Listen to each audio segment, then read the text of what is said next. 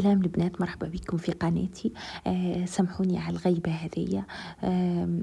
كنت هكا مشغولة وك على بالكم تحضيرات تاع رمضان، والعبد يشري في حوايج رمضان. بالصيف اللي لقيت واش نشري لي انايا، ذوقي شوية صعبة البنات. انا درت نبدو في الوصفات. البنات هذوما ما يومين من رمضان حبيت نجملهم لكم خطرة واحدة. اسمه نبقى انا كل مرة نحط بالفيديو قلت نجمل زوز مع بعضها.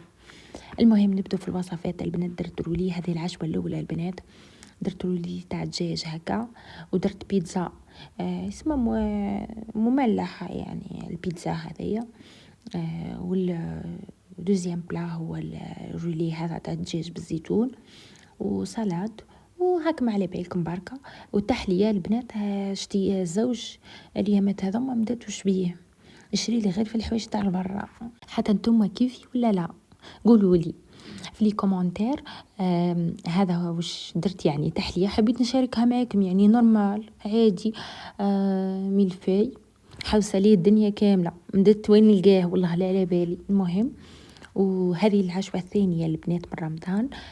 درت مرقه حلوه، زيد درت مرقه حلوه، ودرت ولا طاجين حلو اسمه كل منطقه واش تهدر واش تقول. درت بولاك، ها هو البنات سلاد البريوش ثاني كالعادة. تحلية البنات مش غير هذه، كملوا الفيديو.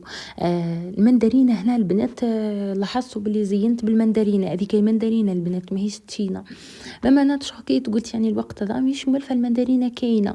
طبقات، الطبقة اللي تحت درتها حليب.